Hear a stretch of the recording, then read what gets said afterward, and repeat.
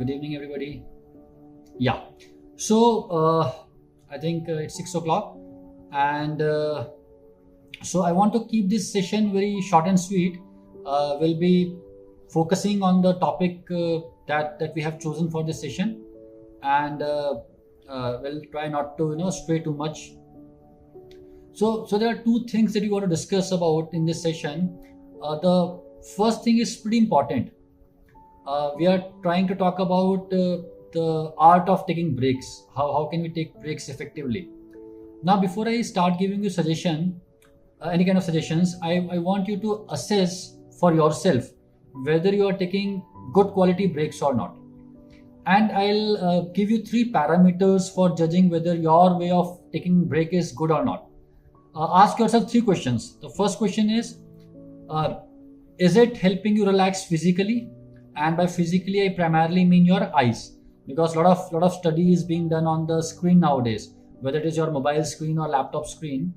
So the first and the foremost, probably the criteria is your method of taking break is helping you relax physically? Is it giving some kind of rest to your eyes or not? First thing.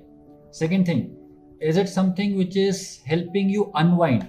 Is it taking your focus away from the task at hand, which is studies, and kind of helping you relax or not?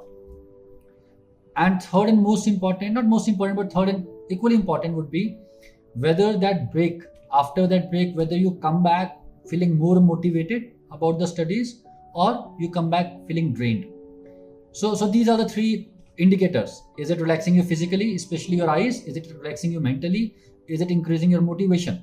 Now let's talk about the methods, the common methods that we use to take breaks. The first and foremost is studying on the phone or studying on the iPad or tablet, whatever you're using, that you're studying on that, and then you do something on the phone itself. Maybe you go and start watching Instagram reels, or maybe you start watching some kind of YouTube video, or maybe sometimes people start playing games on that screen. So does it help you relax physically? Does your eyes get relaxed? The answer is no, it doesn't happen. Does it help you relax mentally? Is it that you feel you have that feeling of unwinding? The answer is again no. And does it increase your motivation? Definitely no. So more often than not, what happens is after finishing the break, people end up feeling even more exhausted. Their eyes are tired. They had used their cognitive reserve, the brain reserve even more. Of course, there is no question of feeling motivated. And then they come for the second session feeling even more drained in comparison to how they were feeling when they stopped studying at the first time, in the first go. So these are really bad ways of taking breaks, but unfortunately, most of the students are doing these things only. They are spending way too much time on the screen, and it is not good for you. I'll suggest you something else. See, if you want to unwind, first of all, you should be able to close your eyes. And the one thing that really helps is music. I always advise people, I always suggest people that when you are taking a break, listen to 2 or 3 songs. In fact, if you can, create a playlist for yourself which you would exclusively use when you are taking breaks, and try to put a lot of motivational songs in that list. Now whatever gets you going, whatever motivates you, it could be a Hindi song, it could be an English song, but having those 8-10 songs really pumps you up. So after you are done with your study session, just close your eyes, put the earphones, and start listening to music. Listen to those 2-3 songs, and that's it. The good thing about listening to songs is you don't get caught up in that loop. If you start watching, say, IG reels, or if you start watching those 30-second videos that are very common nowadays, you are likely to get caught up in that loop. You keep on scrolling, and before you even realize, you have wasted like 45 minutes or 1 hour. And the worst part is, after the end of the hour, you're not even feeling better. You're not feeling even refreshed. But with music, it is unlikely to happen. It is unlikely that you will keep on scrolling on the music and you will keep on jumping from one song to another. So listening to music is something which is very efficient. It relaxes you physically and mentally. And if you are choosing the right kind of songs, you might end up feeling even motivated. So that is that. It is extremely important. Another thing is, a lot of students ask me, how often should we take breaks? Now all those techniques, you keep on saying about those techniques also, but the rule remains very simple. Anything between 40 minutes to 1 hour is a decent study period. if you're studying for more than 1 hour, so some people have that capability, but for most of us, if you're studying for more than 1 hour, what happens is we need much more time to get back to that study mode again when we take the break. It's like you take a 40 minutes, you have a 40-minute study session, and then you can take a 15 or 20-minute break and then come back to the studies. But if you are studying for say 1.5 hours, you get so tired by the end of that 1.5 hour that probably you would need another hour or 1.5 hour to get back to that study mode. So if you look at the proportion, you end up spending much more time getting back to the study mode if your study sessions are longer. So I would advise you that anything like 40 minutes to 1 hour is a good enough period. Anything less than that is also not good, because you want to at least complete some kind of course, complete at least a topic before you take a break. We don't want to complete one topic in 2-3 sessions, because then there's a problem in the memory. You're not able to keep all those things together. So something like 40 minutes or 45 minutes or 50 minutes is enough to ensure that you have finished at least one topic and it is well connected in your memory, and then you take a break. So frequency of break should be this, 40 minutes to 1 hour. Another important thing is how to ensure that your effectiveness or your grasping power remains the same. Now I'll share a very interesting and a very unfortunate experiment that was done in America, which shed a lot of light on this thing. So what they did was they observed judges. So what happened was, as you know, there's a provision of payroll for the prisoners. People who are in prisons, they can apply for payrolls so that they can go back to home for some time.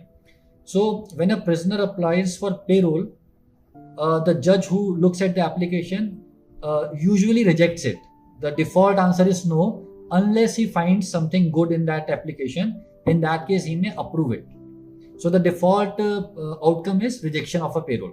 So what they did was they observed the judges and they tried to see when are the judges more likely to accept the payroll, which would mean that the prisoner would go back home, which is a big thing for him, by the way, in comparison to when the judge is likely to reject it. And the results were very startling. They found that immediately after lunch hour, immediately after snack hour, the judges were more likely to accept the application and send the prisoner for payroll.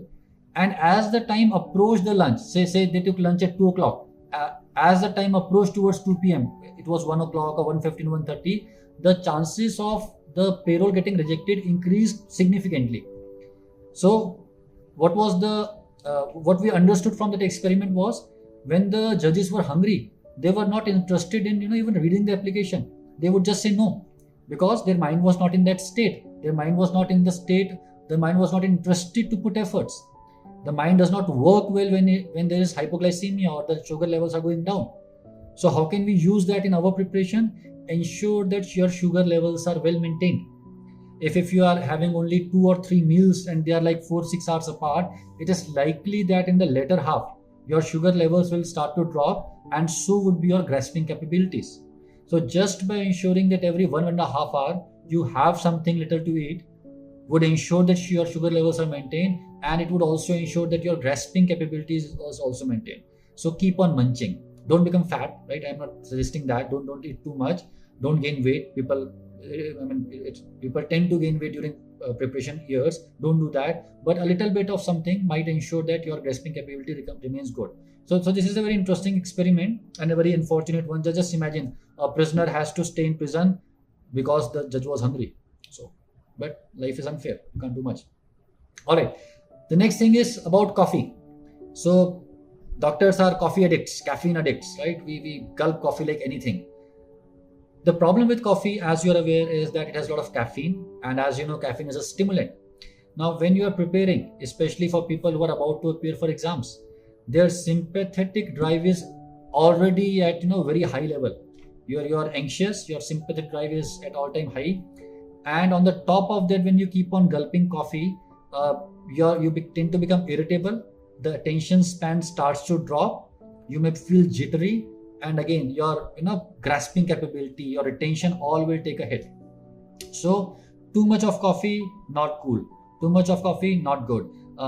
Many students tend to do this, that every single break they would go and have a cup of tea or have a cup of coffee. Now a cup of tea has much lesser caffeine in comparison to coffee, but still there is caffeine in T2. So your caffeine intake, I understand, would increase during preparation, but please keep it to like 2 to 3 cups a day. Don't take it beyond that, because you might feel that, that hit, you might feel that boost in yourself, because physically you might feel more pumped up, but mentally, cognitively, you are wasting time. Your wasting power takes a hit. So these are some important tips, very, very practical, very easy to implement tips that I wanted to give you as far as the taking of breaks is concerned. Now let's talk about a bigger topic, which is how to improve productivity. All right. So again, when you're listening to these tips, please remember that different people tend to do better with different suggestions. What I am saying is not something which is carved in stone. It's not that if you're doing something different and if you're doing pretty good, you don't have to change your ways and don't have to follow what I'm saying. But generally, people tend to get benefited by these things. Now, let's talk about how can we increase our productivity. Guys, we cannot control how well we study. We cannot control how fast we study. We cannot control the number of hours we sleep. We don't, these things are not under our voluntary control.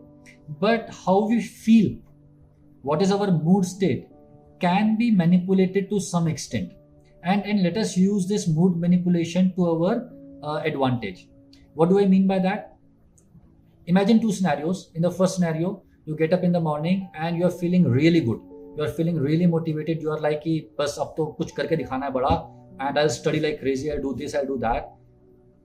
In comparison, another scenario where you get up in the morning and you are feeling crappy, you are feeling irritated, you are feeling कि यार क्या जिंदगी है, बर्बाद हो गए, क्यों doctor बन गए, all those negative thoughts are coming.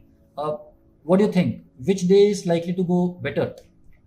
Which day is likely to be more productive in your case? The answer is, of course, when you're feeling motivated and enthusiastic in the morning. So we can, kind of use this thing to our benefit. When you get up in the morning, immediately do something that will pump you up. And again, music is a great thing. Get up in the morning, even before you go and brush your teeth, start your music system, start your phone, whatever it is, and play something which is very motivating and which is happening. Something with a lot of beats and lot of energy. What that does is it kind of sets the tone for you in most of the cases. So get up in the morning, play some music, play some motivating music, and do another thing. I had made a very elaborate video on that. It is there on my channel and the preparatory channel too. But imagination is something which is very powerful, and your mind is not so great at differentiating between imaginations and reality. So get up in the morning while you are brushing your teeth or while you are doing whatever stuff you are doing.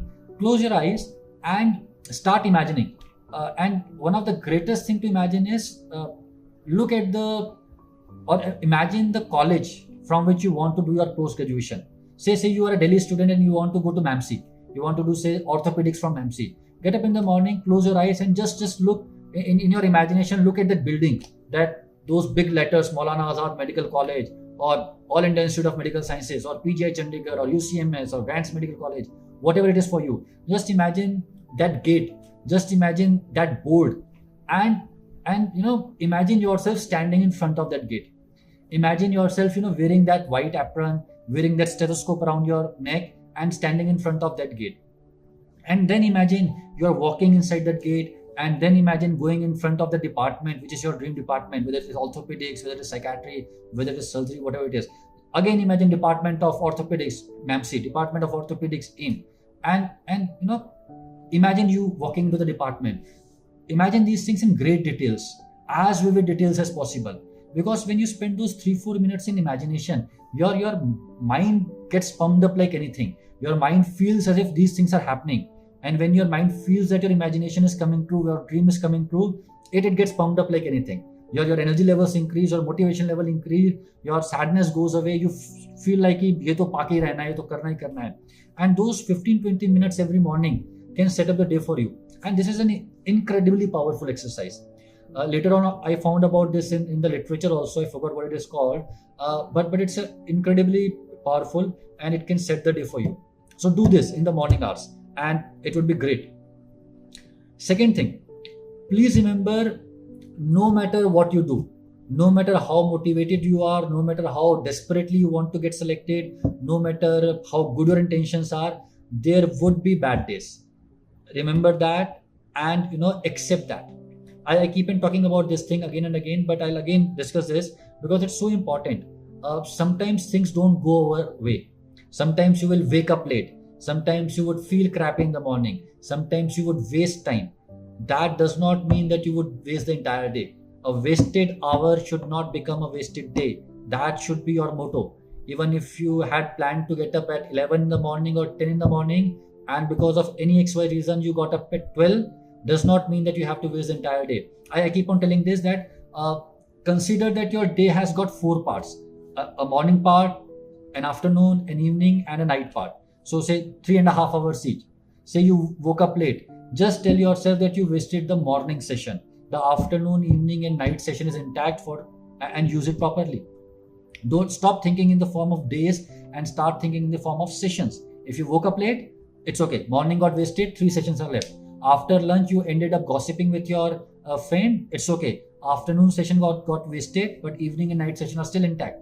Similarly, you started playing some game in evening, fair enough. Night session is still intact. So by doing this, you're able to decrease the wastage of time. That negative loop where you waste time, then you feel frustrated because you wasted time, and because of that frustration, you waste even more time. That negative loop should be broken. And if you are able to break it, you are able to have much more time at your disposal. So think in these terms. Third thing, a lot of people tell me कि sir नींद नहीं आ रही है. अच्छा, please don't send me messages and ask me the name of the medicines. I would never be able to prescribe you any medication on Instagram or Facebook. It is illegal. I cannot do that. And I'm sorry if I don't respond to those messages because I cannot, right? But let us discuss about some non-pharmacological things. One of the most important reason why people have difficulty in falling asleep, especially during entrance examinations, is they tend to plan about the next day. And I have seen many videos of these pop psychology kind of videos where people say any random thing and just add to it psychology says that. No, psychology don't say all this bullshit, right? So if you're planning about the next day, when you go to bed, it is likely that you would increase your anxiety levels. If you are going to bed and you're thinking kal 10 baje uthunga or 10 se 11 ye karunga, from 11 to 12 I'll do this, from 12 to 1 I'll do this, most likely by the time you end your planning, you're feeling excited and anxious, and that will have a detrimental effect in your going to bed. You would not be able to sleep. If you're not able to sleep, of course you would not be able to get up at time, and all those plans go for a toss. Ensure that after going to bed, in fact like 30 minutes before going to bed, you would not make any plan whatsoever. You would not make planning for your syllabus preparation. You would not make planning for your grand test. You would not plan the next day. Don't do that at all. It is really bad. It is really counterproductive. Before going to bed, you have to unwind yourself. You have to relax. You have to listen to music. You have to read some book, right? Don't excite yourself. That is one of the most important things why you are not able to fall asleep properly. And also, a large number of students say that so a lot of time gets wasted. I keep on thinking, there is a lot of overthinking, पढ़ाई नहीं हो पा रही है, मैं सोचता ही रहता हूँ. It's a common problem, and there's a solution to this problem. When we treat patients with GAD, generalized anxiety disorder, you know about GAD, right? A question also comes in the exam. In GAD, one of the most important symptoms is excessive worries. People tend to worry too much about everything, every trivial, every mundane thing. They worry about it. For example, say there's a person who has GAD.